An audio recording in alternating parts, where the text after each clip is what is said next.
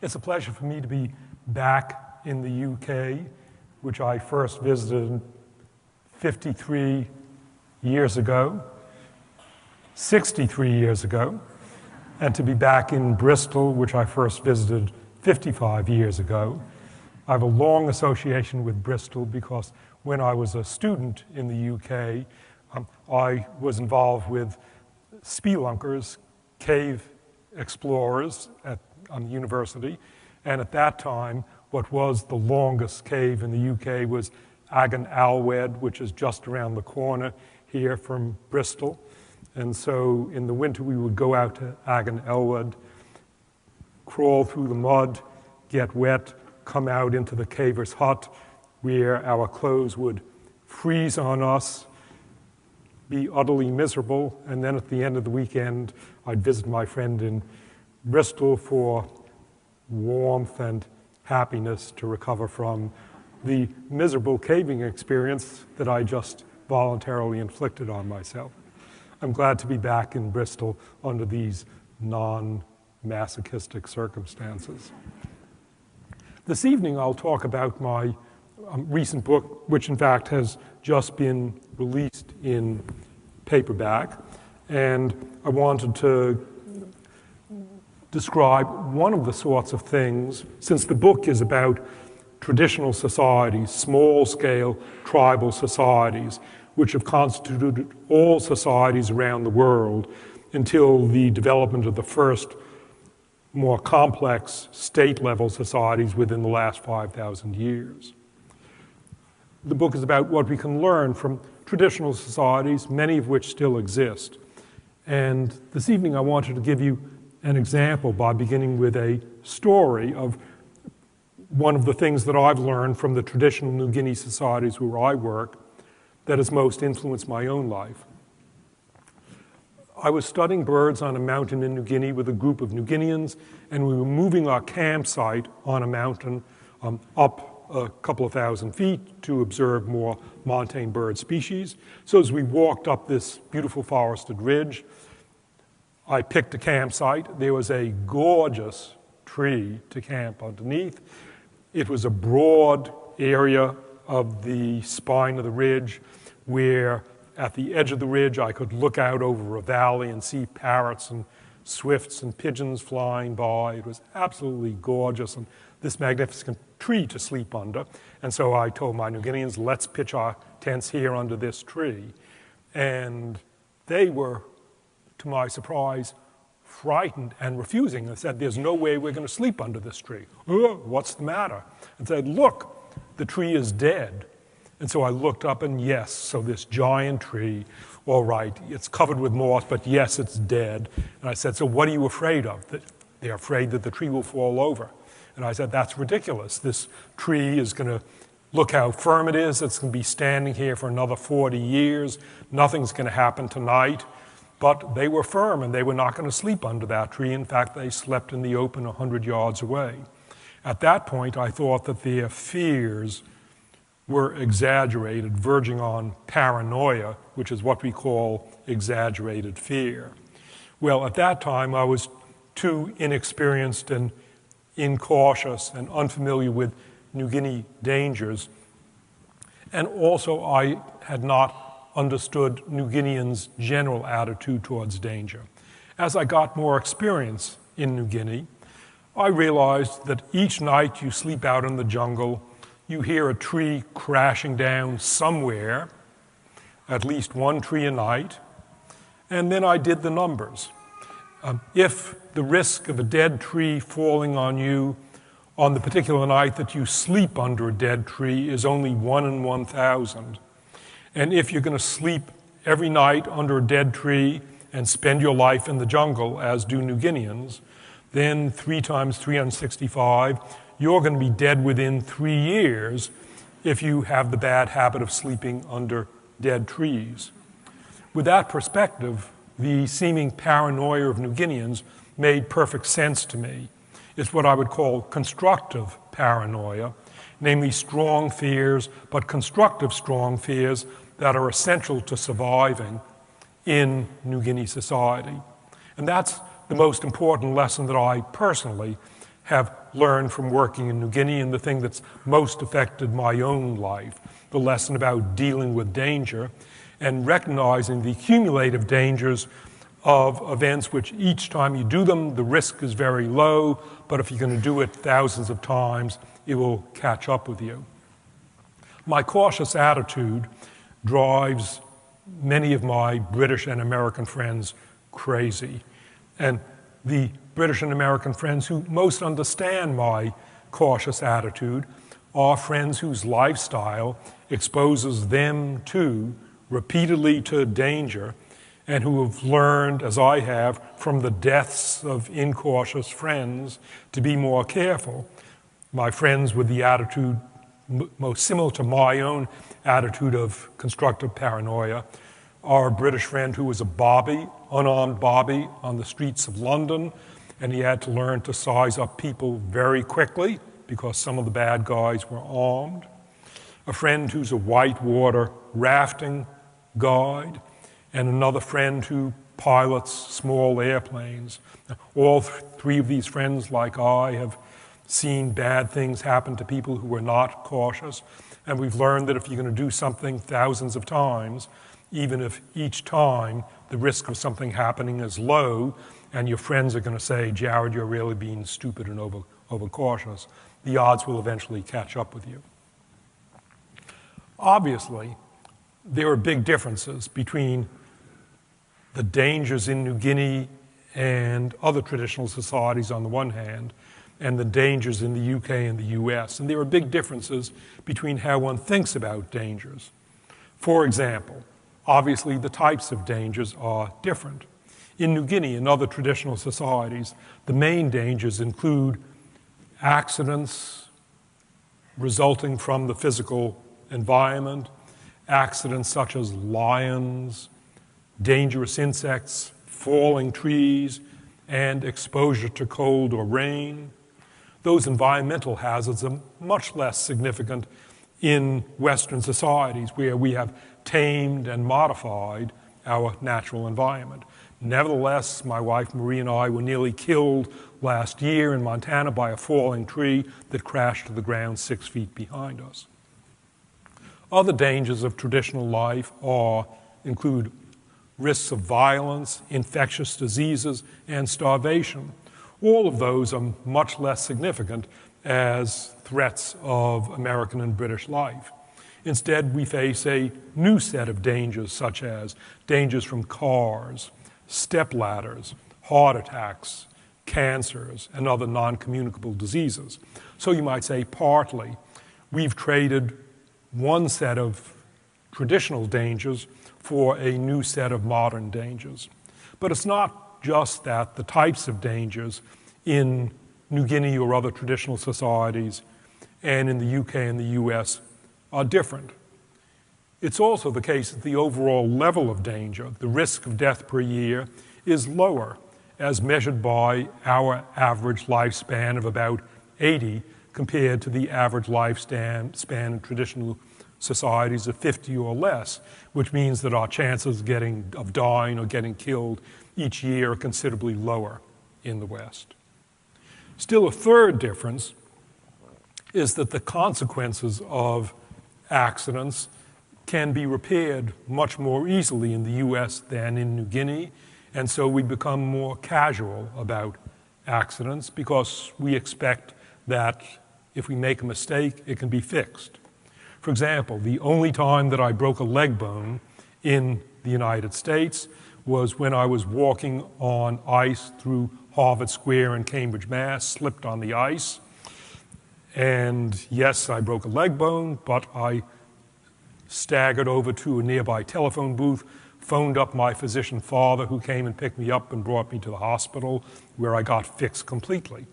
In contrast, if you break a leg bone in New Guinea, on an occasion in New Guinea where, in fact, I became incapacitated because of a leg accident, I was 20 miles into the interior of an island, and if you're many days' walk away from the nearest airstrip and you can't walk, then the odds are you're not going to be able to get out of it at all.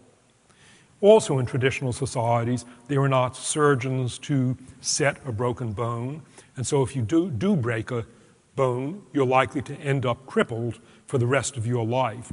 Whereas now, I can't even remember which foot it was that I broke at Harvard Square because I'm completely fixed. The surgeon said it.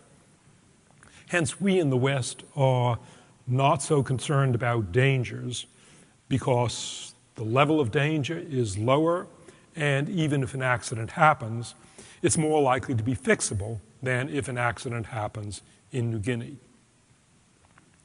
That lower level of danger in the modern world, combined with our expectation that the consequences of danger can be fixed, have consequences for how we think about danger in Britain and the US. Our thinking about danger is frankly muddled. We obsess about the wrong risks. We worry too much about dangers that really are very unlikely to befall us and that kill vanishingly few British people and Americans. And conversely, we don't pay nearly enough attention to the dangers that really are likely to materialize and get us. Things that we obsess about are terrorists, plane crashes when we are passengers, while we brush off the danger of falling while on a stepladder. Our confused thinking about dangers emerges from comparing our ratings of danger. When you ask people what are the big dangers in your life, compare those personal ratings of danger with the numbers of actual deaths or potential deaths caused by hazards in our lives. In that sort of comparison, though, you have to be careful. The number of actual deaths caused by a particular type of hazard may not be a good measure of the seriousness of that hazard.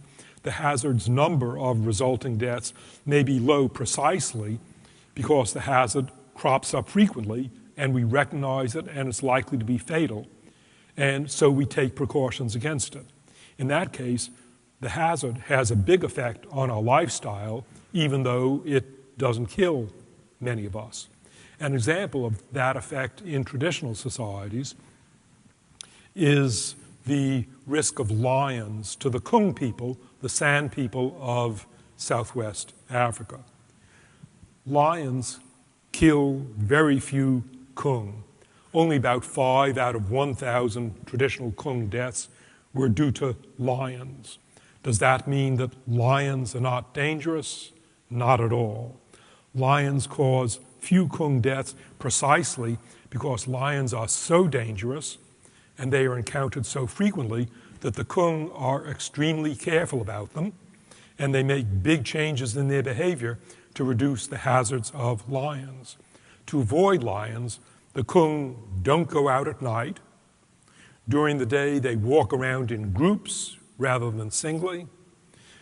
While they're walking around during the day, they're talking constantly so that the noise will alert lions and they're not going to stumble on a lion that doesn't realize there are people nearby.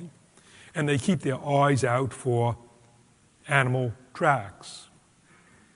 An example for us moderns of a real and recognized hazard that causes few deaths precisely because some of us recognize it and adopt countermeasures involves the risk to experienced airplane pilots, not passengers, but airplane pilots who do lots of flying. Experienced pilots know perfectly well that their mistakes are likely to be fatal. And so every time that they're about to fly an airplane, the next time you fly in a small plane with an experienced pilot, watch. The pilot will go around the plane and check the plane carefully. I remember an amateur pilot who frequently flew small planes telling me that when we get into a rental car, and just think, when you get into a rental car, usually we don't go around the car and check it carefully and look at the tires and pound on it and hit the rear. We just get into the car, turn on the keys, and roar off. Whereas a plane pilot would never do that because mistakes or structural problems are much more likely to kill you if you're piloting an airplane than when you're driving a car. And the result is that experienced pilots don't often get killed in plane crashes, not because planes are safe, but the reverse, that flying planes is sufficiently dangerous that experienced pilots take every precaution, like New Guineans sleeping under trees, and make sure that the plane is not going to crash on them. And so you can't simply take the number of deaths caused by a hazard as a measure of the seriousness and frequency of the hazard.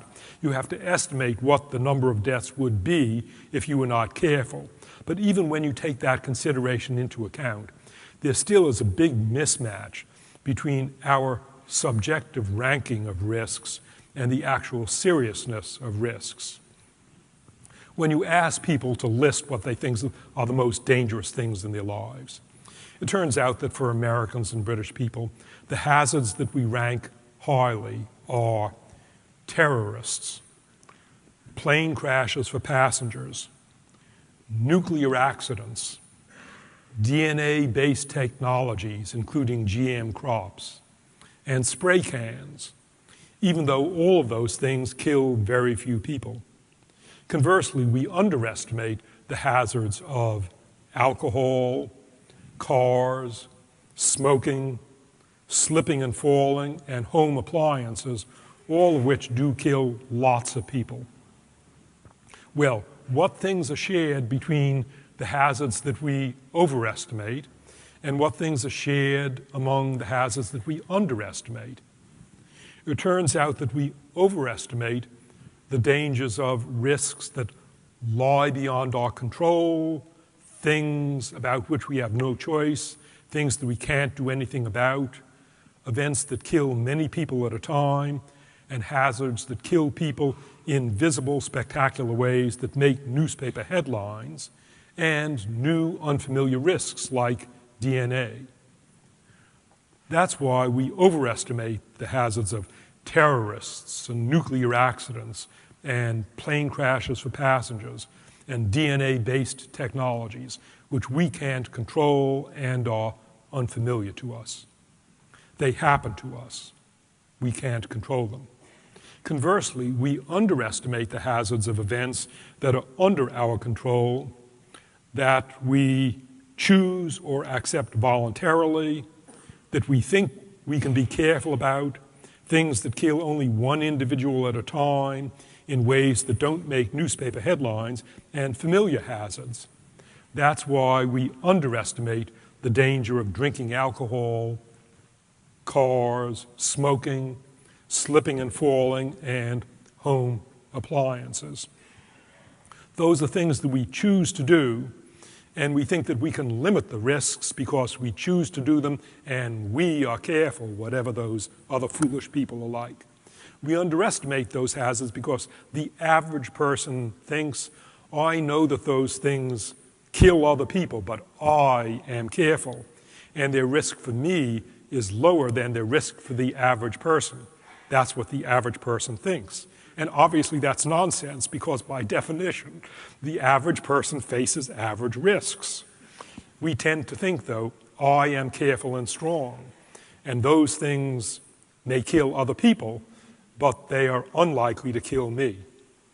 That attitude is summarized by the quip, we are loath to let others do unto ourselves that which we happily do to ourselves.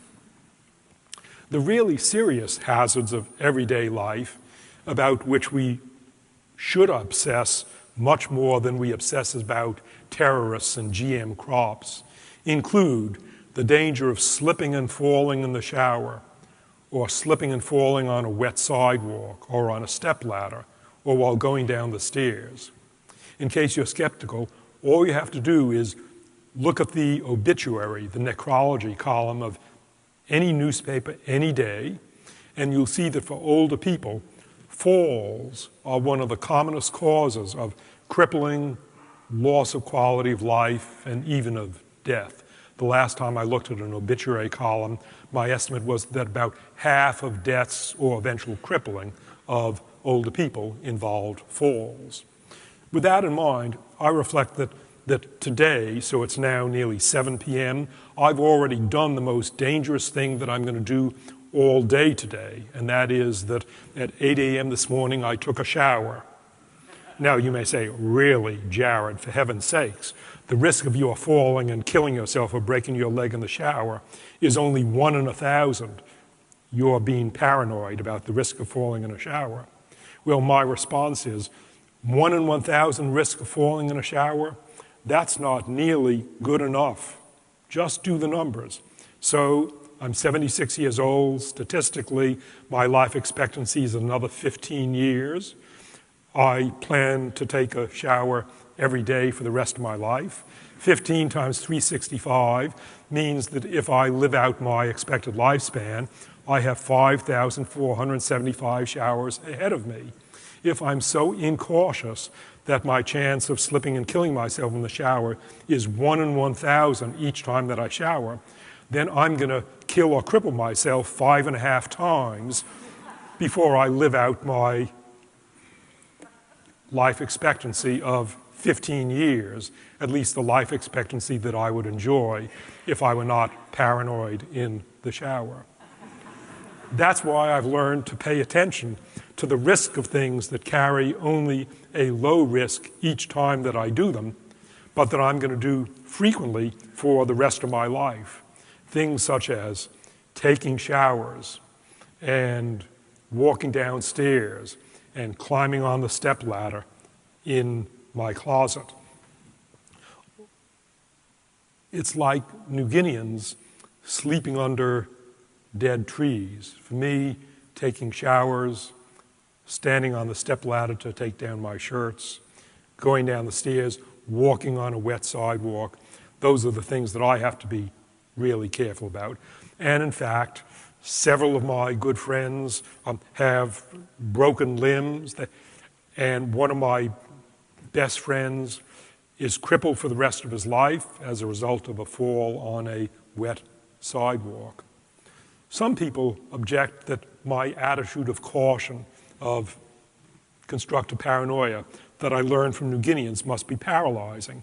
And people think that I will never take risks, and I'll never go to New Guinea, and I'll never do anything remotely dangerous, and that I must spend my life crawled up in the corner of my study and going to the kitchen on the same floor. Well, no, it's not the case.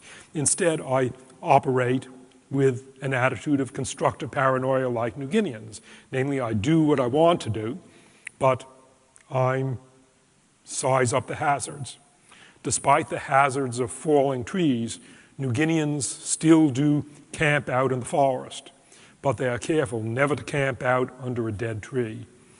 And similarly, I do not avoid taking showers. Yes, I do take showers, but my wife and I had discussions about having rough strips and enough bars installed in our shower. I still take my daily shower, but I pay attention and I do it carefully. I'm concerned about showers. Each time I get up on the step ladder, I reflect, this is the most dangerous thing I'll do this week. I'm careful about driving. I think not only about what I do, but what about all those other idiots might do. And I spend no time worrying about terrorists and nuclear accidents. That's just an example of one of the sorts of things that I've learned from living among traditional societies in New Guinea. And it's an example of differences in outlook and lifestyle between traditional peoples such as New Guineans and such really as all humans throughout human history until relatively recently, and those of us moderns. There are many other lessons that we can learn from the lives of traditional people. I've learned from them, and I discuss in my book, how to settle disputes in a way that reaches emotional closure instead of being churned up with anger, with fury for the rest of your life, because in the dispute you focused only on right and wrong, as our court systems do, and you didn't think about the fact that this person is around. You may have to deal with that person for the rest of your life.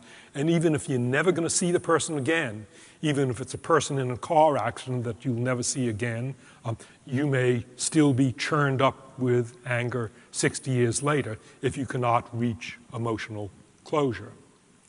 Other chapters of my book deal with bringing up children. Traditional societies bring up children in many ways differently from how we bring up children in our modern society. And my wife and I learned some of those lessons in bringing up our own children. Lessons about carrying children vertically, don't push them in prams, never slap a child, let children enjoy as much freedom as possible for them, let them make their own decisions.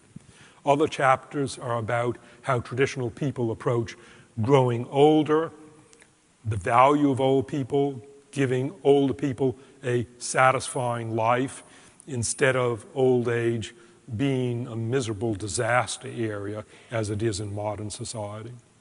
There's also a chapter on religion and how religion differs in traditional societies and in modern societies, and that lets one at least speculate what's going to be the future of religion for the next 50 years.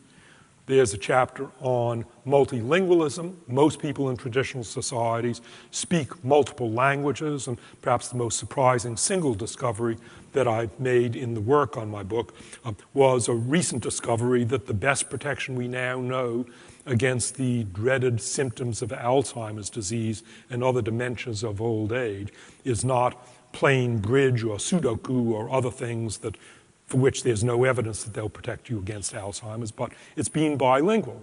Bilingual people enjoy, on the average, 5 years of protection against Alzheimer's symptoms if they're going to come down with them at all. And what we don't know is whether multilingual people get 5 years of protection for each of their languages. And then finally, the whole issue of staying healthy. People in traditional societies in New Guinea essentially never die of the non-communicable diseases that will kill almost all of us here. They essentially never die of type 2 diabetes, of stroke, of heart attacks, and that's entirely because of our lifestyle. And there are, in fact, many Americans, many Europeans who've learned that lesson and have modified their lifestyle in order to minimize their risk of dying of non-communicable diseases. So these are just some examples of practical lessons that one can learn, certainly that I've learned, living with New Guineans. I hope that you will enjoy as much reading about traditional societies in my book as I've learned from living with them for the last 50 years. Thank you.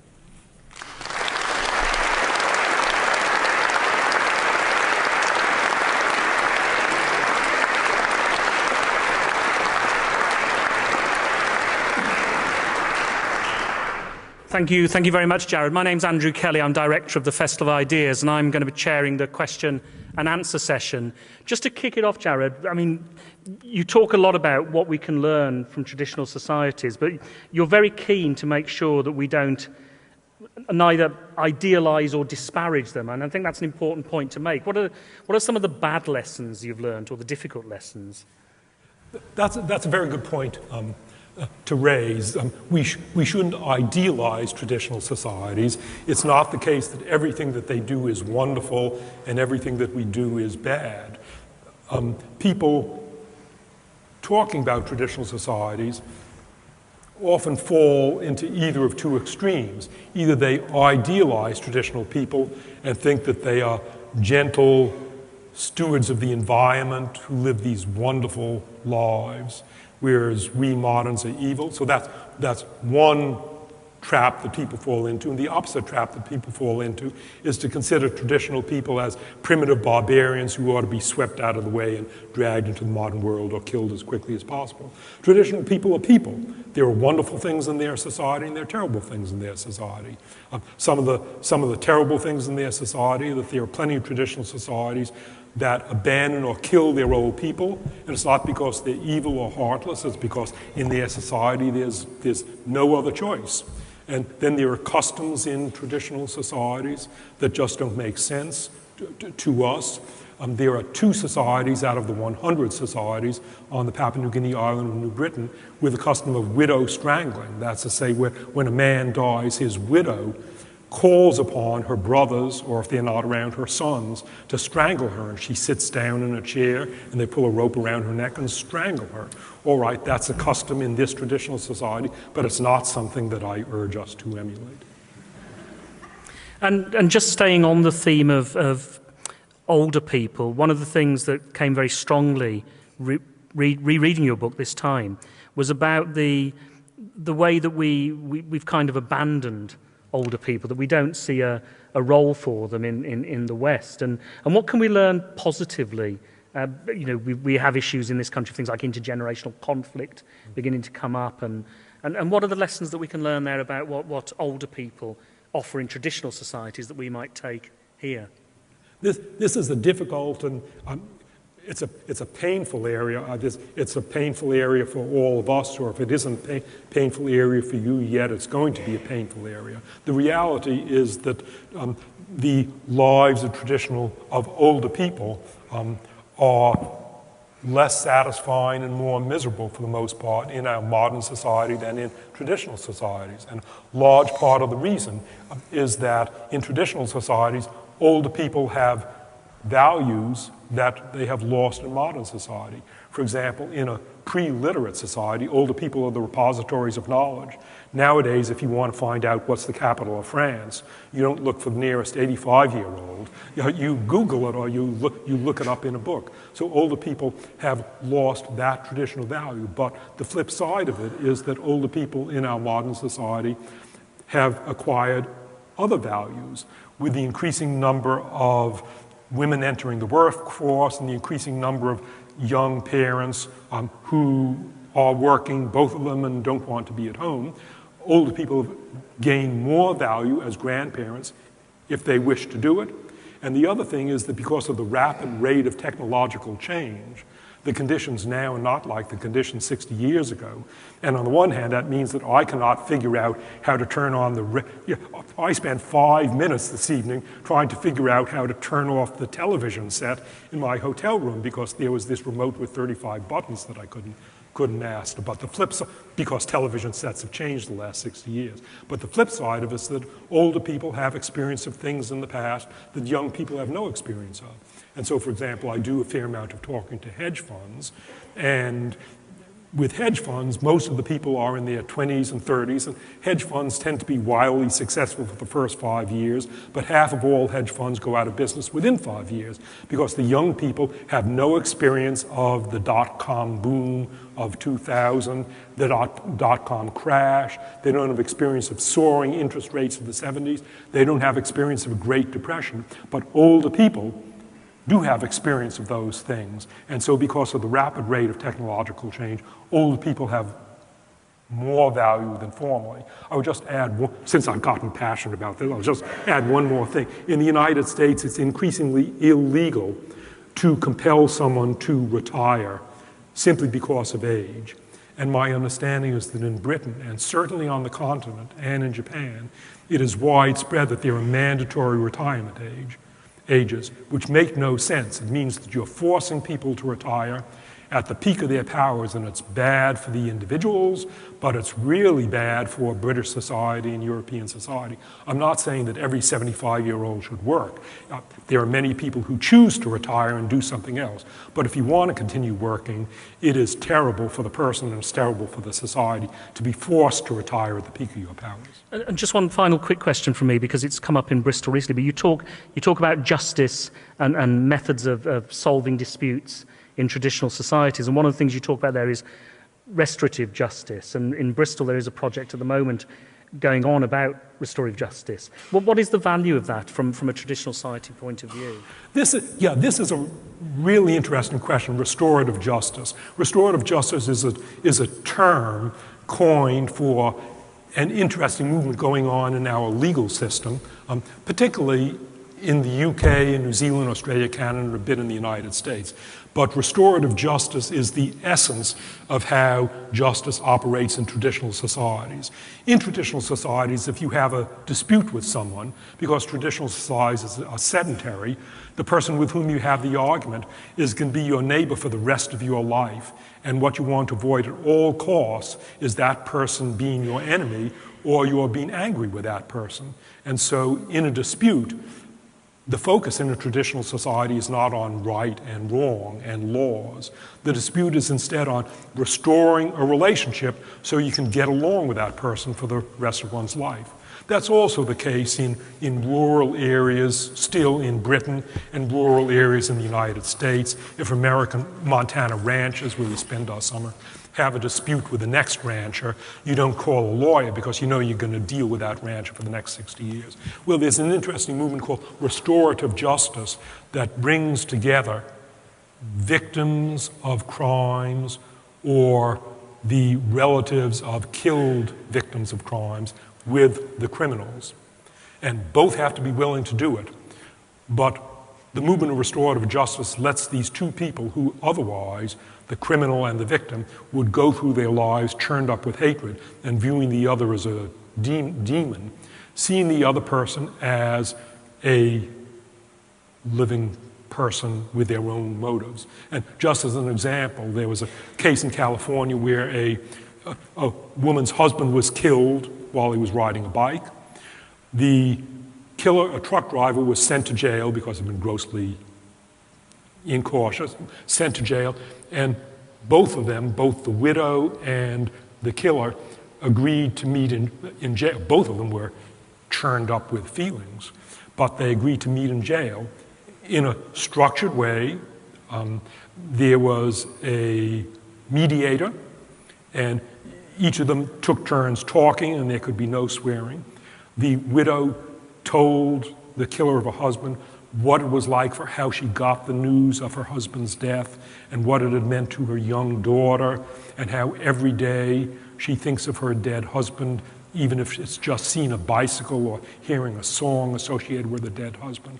So the killer saw what he had done to a person, and then the killer began talking about his life, that he had been abused as a child, had a dreadful childhood, had become addicted to painkillers. On the night before the accident, he had run out of painkillers. His girlfriend jilted him the night before, and the next morning he was just so angry from everything that happened in his life that he confessed to her, "It wasn't an accident, I killed him intentionally." And so for him, it was a discharge. For her, it was a discharge. And she summed it up by saying, forgiving is difficult, but not forgiving is more difficult. Okay, I'm going to open it up for questions from the floor. I know Jared's particularly keen to get questions on the world until yesterday. If you could signal to me, because we've only got one roving mic, so I'm going to have to come to you. I would take the two at the front first. But if you could put your hand up and I'll come to you in turn, yeah. Take the lady on the front row first, yeah. Thank you. You've given a wonderful example of restorative justice here, but could you give an example of one in a traditional society that you've seen? How does that operate with a very different need for restoration, very different types of harm done? Sure. How does restorative justice operate in a traditional society? In a New Guinea society, if something happens, say your pig disappears, or your family has bought a bride for your son from the next village, and the marriage doesn't work out, and the bride runs away. The emphasis is not on getting your money back for the bride, or on how much that pig was worth. There are not long discussions about how valuable that young girl was or how valuable the pig is. But the reality is that the bride's parents are in the next village, and you're going to be dealing with them for the rest of your life. So the emphasis is on coming to a restoration of feelings. And I'll give you an example of it that just occurred to me. A friend of mine, a New Guinea friend of mine, when his mother was pregnant with him, his father was killed by the next tribe. And for 25 years, his group had to leave their ancestral lands because they were afraid of being attacked by the next tribe. And finally, my friend related to me that they had a reconciliation feast.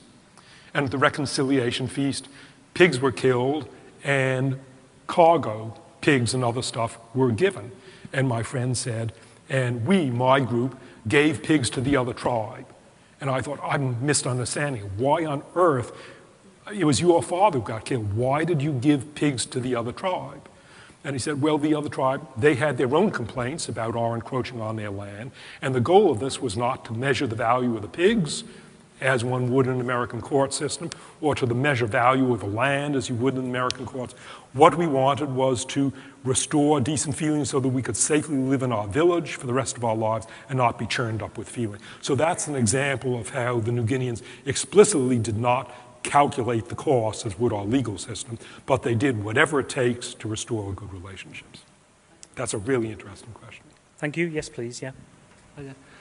Yeah, I just want to go back to this notion of you saying that one of the ways that we, sorry, I'm getting a bit crammed up here, that we shouldn't be thinking either idealizing or sort of wiping peoples out. And we can see all around the world that a lot of large corporations are in sort of Africa and other parts of the world are taking advantage of corrupt governments and so on and so forth. I was just wondering, specifically in Papua New Guinea now, but the Indonesian government, have you any particular concern, seeing as you've had this strong ongoing relationship with the peoples of that country? Yeah, good question. It has to do with New Guinea. The island of New Guinea is divided into two halves. There's the Indonesian half in the west, and there's the Papua New Guinea half in the east. Indonesia and Papua New Guinea are quite different governments, and they've had quite different histories. The Indonesians acquired what was Dutch New Guinea in a takeover in 1961, at a time when the New Guineans themselves, the West New Guineans themselves, thought that they were on the verge of independence. And naturally, the West New Guineans were not happy about being taken over by the Indonesians. The Indonesian army, military, did not have the inhibitions that the Australian military did. And so there have been horrible things going on in Indonesian New Guinea, and there are still some horrible things going on at present. But the Indonesians are not uniformly evil, and the Indonesians also have a school program, and they've got a crash program to try to get as many New Guineans as possible up into the upper echelons of politics. That's West New Guinea. In Papua New Guinea, I have worked with big corporations, especially with oil companies, and I went out to Papua New Guinea as an environmentalist, thinking that oil companies are evil and I'm going to see a terrible trashed area and that the oil company executives are going to be the scum of the earth.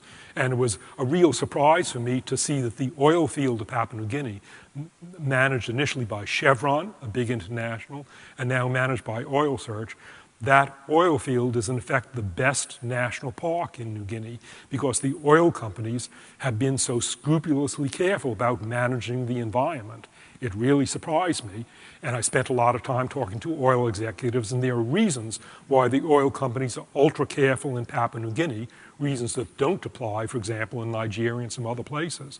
Namely that Papua New Guinea has a very weak army, and as one oil executive put it to me, he said, we realized early on that the only way we were going to be permitted to stay here would be if the local people felt that they were better off with us here than without us here. And so the oil companies, they're scrupulous about managing the environment. They minimize cutting down trees. If they cut down an extra tree, the New Guineans will sue them for damages to that tree. They have programs of malaria control. And so that was an eye-opener for me. In short, if one wants a simple view of how either the Indonesian government or the West affects New Guinea, you can come up with horrible examples, but there are also wonderful examples. So once again, life is complicated. Yes, there's a question Right to the back. There's two at the back, and then the lady in the middle. While you're one there, just while we're talking, just it's not just New Guinea you're covering, though, is it? You've got a very wide range of examples in this. Yeah, thank you for pointing that out. Yeah. Whereas most of my personal experience is with New Guinea, and also I have personal experience with recently contacted Native Americans in the Amazon. The core of my book, my experience is the anecdotes throughout my book, and the factual material in my book is studies of 39 traditional people around the world by professional anthropologists, socialists, sociologists, and political scientists. And those 39 people are distributed over all the continents, all over the world, and they include hunter-gatherer societies, farming societies, pastoralist societies. So yes, that's a very good point. The book is not only about New Guinea, it's about traditional peoples all around the world. Thank you. Okay, yes, please, yeah. Hello. Just a very quick question. In regards to the actual, you mentioned in your discussion about upbringing of children, in traditional societies, do they have a very individualistic approach, so they teach their children in very many ways like a variation of the American dream, or is it very much they're taught a very sort of socialist, it's a collective, so that it's their actions benefit the group rather than themselves? Very interesting question. So with children, what about the balance between individualism and socialism or communalism? On the one hand, small-scale societies are concerned much more about communal advantage than individual advantage. And in New Guinea, for example, I remember one of my first years there, so I was paying different New Guineans, and I was proposing to pay different New Guineans different amounts depending upon the quality of their work, and the people were outraged. They said, no, all of us are going to get the same pay. There's this communal sense, or another example of communal sense is that one of the New Guineans that I hired my first year, I asked him what he was going to do with the salary that I paid him, and he said he was going to get a sewing machine, and with the sewing machine he was going to fix the trousers and shirts of his relatives and charge them for it. And that was considered utterly outrageous, that an individual would advance himself at the interest of charging his relatives. You're supposed to do things free for your relatives. So that's the one side, a strongly communal society. The other side is that children are given lots more freedom and lots more individual choice than in our society. We tend to micromanage our children. We tell our children, you've got your football lesson at 3:30, and then 4:30 is your piano lesson, 5:30 sit down and do homework, and then do the dishes. In New Guinea, in traditional societies in general, one hears expressions such as, we never tell a child to do anything. We might request kindly the child to do something, but children have got a lot of freedom, and that includes the freedom to do dangerous things such as play with knives. And eventually the children may make a mistake or see some other child make a mistake, and they'll learn that when the parent says, it's perhaps not a good idea to play with the knife, the child has learned by then that perhaps the parent does have something useful to say. So there's this, your question touches on this interesting mixture of strongly individualistic child rearing, but a strongly communal society. Okay, I've got two at the back and then the lady in the middle, yeah. Hi, Jared. At the end of your talk, you mentioned about a young professional starting out in finance and not knowing the lessons of the past, and you sort of compared that to Papua New Guinea culture, whereabouts people know about the fact that trees are dangerous. So how can Western society learn that sort of collective memory? Collective memory in Western society and traditional society, several pieces of the answer is that collective oral memory, in a sense, we don't need because we look things up in books. On the other hand, reading something in books is not the same as having first-hand experience of it. And I can tell you from my friends in the hedge fund industry in Los Angeles that people who can read young people who can read in books about the Great Depression of the 1930s nevertheless tell themselves that could never happen, and they manage their hedge funds on the assumption that their experience for the last 5 years is going to go on forever. But things happen in the financial world, and that's why hedge funds have an average lifetime of 5 years, that the young whiz kids discover that their experience is not, it doesn't go back far enough. And that's also why, among my friends in the hedge fund world, some of the most successful are people still managing hedge funds in their 60s and 70s. They've seen all sorts of stuff, and so they don't make the mistake of assuming that it's going to go on for the next 5 years the way it has. Yes, please, yeah. I read a little of a debate you had with Survival International about average rates of violence in traditional societies versus modern industrialized societies. And I wondered if you'd modified your opinion at all after that debate, or whether you think it's just a matter of fact, or whether the kinds of violence have changed and so it's almost incomparable. Sure. Average levels of violence and different kinds of violence. Average levels of violence, there's a large factual base on this. There's a lot of variation in the frequency of violence in modern societies and also in traditional societies. Among the 13 major democratic societies, the United States has the highest level of violence associated with our rampant access to guns. The level of violence is lowest in Japan. And similarly, in traditional societies, there's a good deal of variation in the range of violence. There are differences between, say, hunter-gatherers and pastoralists and farmers. On the average, the level of violence, that's to say the chances of dying a violent death per year, averaged over wide range of traditional societies. There are now about four studies gathered together, lots of data. And on the average, the frequency of violence in traditional societies is higher than in state-level societies for understandable reasons, not because the people are evil out there, but because in our state society we have built-in mechanisms to prevent people from turning to violence. But there are interesting questions remain. There are questions about why levels of violence differ between hunter-gatherers and farmers and pastoralists, and there are questions about why the level of violence differs between the United States and Japan, and why Americans will not learn the lessons that they can see out there from the UK and from Australia and Japan. So these are very interesting questions. Yes, please. We've got 2 more questions. Yes, please. Yeah. It's on, I think. On? Yeah. Yeah. You've already had some questions which sort of relate to what I was going to ask, but I wondered if you could explore a little bit more about the difference in perception of risk between things that we personally experience or we collectively experience in small groups and, for example, global issues. And particularly because today, from the reports coming out of IPCC, they're emphasizing an increase from 90 to 95% certainty of global change being caused by humans. Do you think that's actually going to make any difference to the general public perception?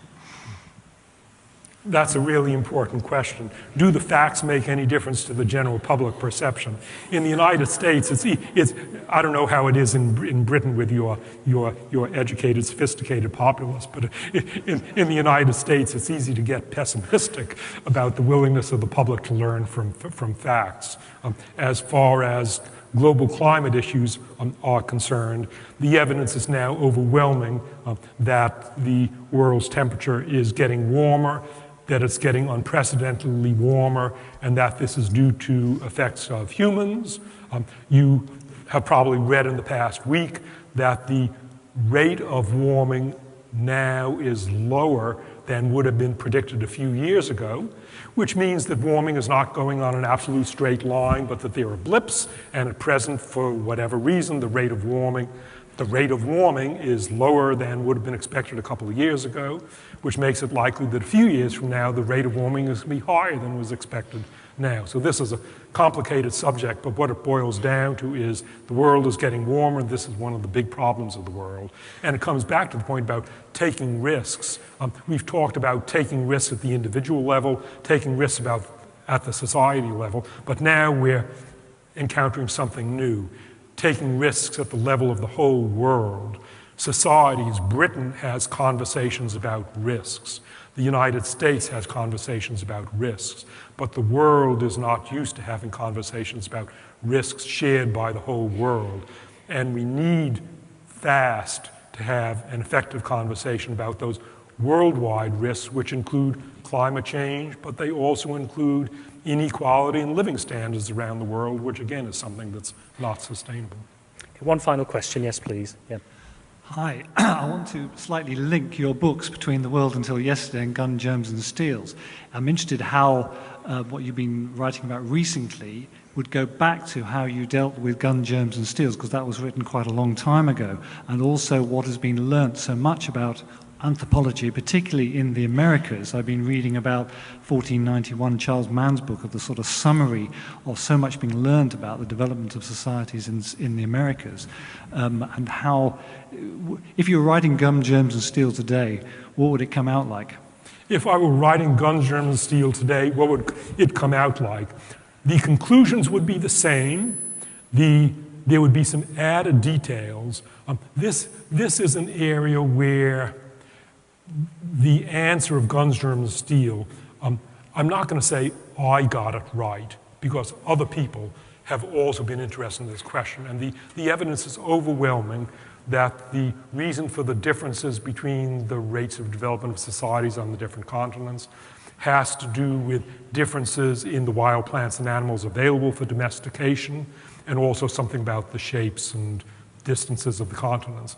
The evidence for that is overwhelming. That was the main theme of Guns, Germs, and Steel. So if I were rewriting Guns, Germs, and Steel, I would say all that stuff, but I would add some modern details. I would have something about India. We now know that the Indian subcontinent has been a secondary center of plant and animal domestication. The evidence for that was not clear when I wrote Guns, Germs, and Steel in 1996. We have more evidence for independent domestication, say of pigs and of sheep, than we had in 1996 when I was writing Guns, Germs, and Steel. In short, I would say the conclusions are not changed, but we now have more detail that enriches the story.